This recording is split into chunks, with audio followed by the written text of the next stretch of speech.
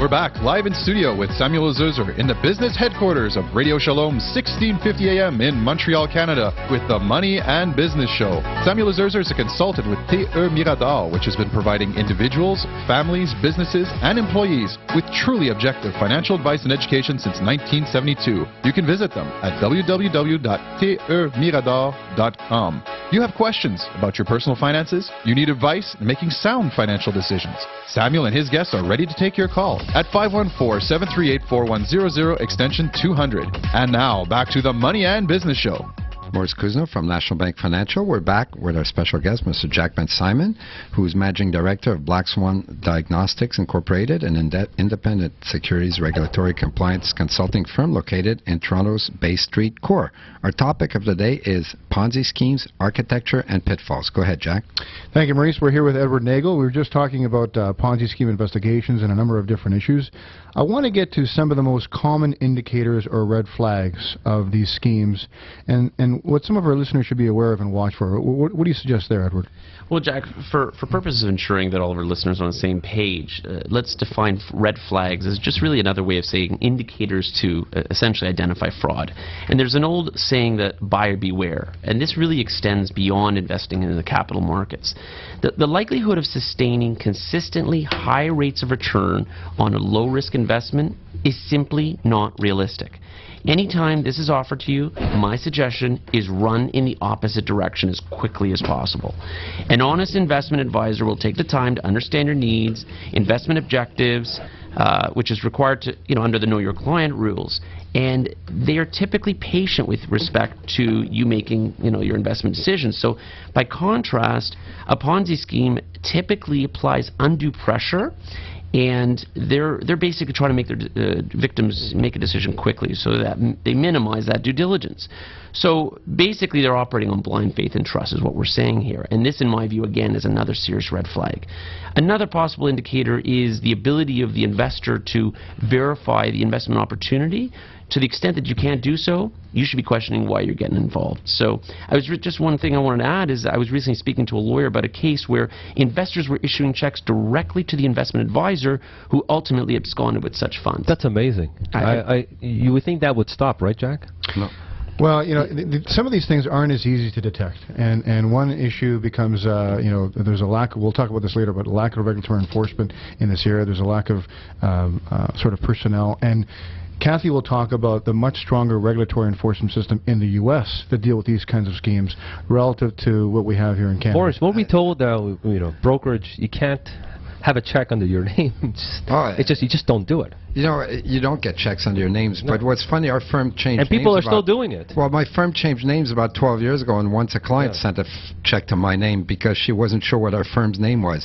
But, if there's one thing good that comes out of a bear market is that it exposes a lot of these. I mean, it's like when the tide rolls out, we see what's at the bottom, and if Peter's going to borrow from Paul to pay John, if Peter, Paul, John all want their money at the same time, that's when the cat's out of the bag, right? Exactly. Yeah, I want to get to, Edward, what are some protective or preventive measures that investors can take to prevent themselves from being victimized by a Ponzi scheme? Well, that's a good question, Jack. And there really are a number of strategies investors and the public can carry out to prevent this fraud. For example, if you're being offered above average or guaranteed high interest rates or returns, again, this should be a red flag. You should also be doing proper due diligence on the investment advisor and make sure that they have no criminal background and are properly registered with the appropriate regulatory and other governing bodies. This obviously can be done online, by phone, even in some cases by email. For example, the Canadian Securities Administrator, they have a searchable database of individuals and firms registered to sell securities. Many actual schemes, Ponzi schemes, have actually been uncovered over the last several years, particularly south of the border, where previously convicted fraudsters or securities violators were involved. A simple quick check of the various databases out there might have actually prevented reoccurrence. And one quick thing here, it's funny how some of these schemes are not even sophisticated. I've looked at some of them, and it's amazing how they're not sophisticated, but the investors are not, so they get away with it. But there's one central theme in a Ponzi scheme, and that is trust. that an exuberant and an excessive amount of trust that's given to the advisor that the client is essentially entrusting with the particular advisor, that is endemic throughout every single Ponzi And like scheme. Edward said, the exclusive club. I love that. You got to be an exclusive club in order to come in. That's a red flag. And something I always say when I'm referring to fraud is that trust is not an internal control. I think you can't over trust people. Very good. There has to be a heightened level of skepticism, and ensure that you give people enough trust, but don't give it to them to the point where they take advantage of it.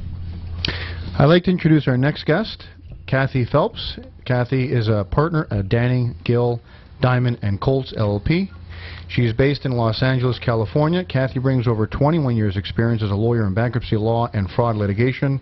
She has spoken and written widely on a broad range of fraud and bankruptcy-related matters and has co-written the Ponzi book, a legal resource for unraveling Ponzi schemes.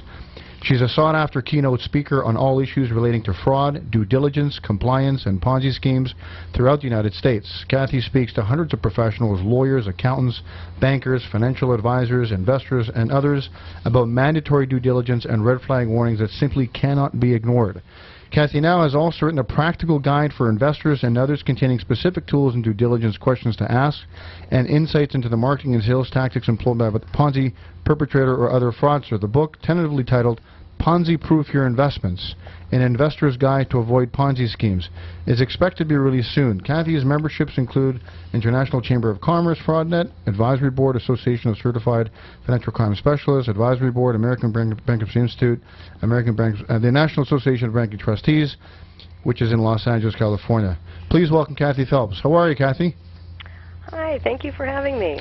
Thanks for coming to our show, and someone with your expertise in this matter is a very important subject matter.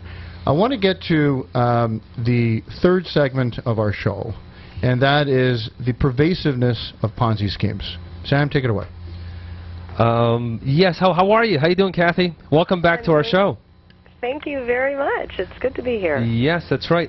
By the way, your book was read by the trustee of Bernie Madoff. Is that right? Yes, or endorsed? Yes, he did review it for us. Exactly, and he uses the book to go after Madoff's Ponzi scheme. Well, I mean, it's a resource book for anyone and everyone. So whether his lawyers are relying on it or not, I couldn't say. But it's there for the review if they need it.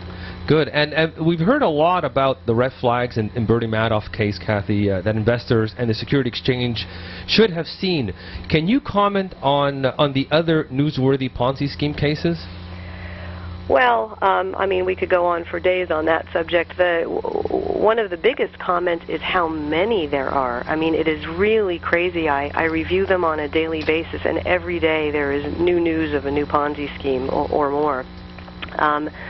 The big ones that we've been hearing a lot about lately are Scott Rothstein and Thomas Petters, Mark Dreyer, Stanford Financial. I mean, the list goes on and on and on, and those are all in the high millions or billions of dollars. And the interesting thing about these cases, and even the smaller ones that we read about in the news, and I'm sure the ones we don't read about, are the repeating patterns in these Ponzi schemes. And I know Edward has talked a lot about them, but the affinity nature of the schemes and the consistency of the returns that are promised and the prior criminal convictions that so many of these have, and the large charitable contributions that these people make and the other credibility flags that they surround themselves with. And as I continue to study these things, it's interesting to me what's noteworthy about all of these schemes is the psychological game playing that's going on in all of them, and the psychology. You have the investor's psychology, which is, I want to make money, and the question often becomes, well, where does that desire to make money cross over into greedy territory? But then you've got the psychology of the fraudster,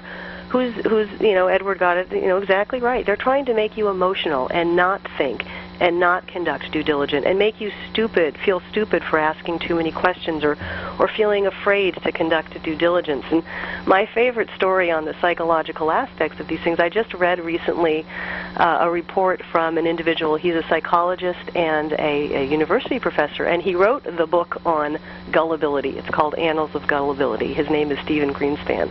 And this is a guy who came up with, in his own words, a multi-dimensional theory that explains why people behave in a manner which exposes them to severe and unpredictable risks. In other words, Why do we keep doing this? Why do investors keep getting drawn in?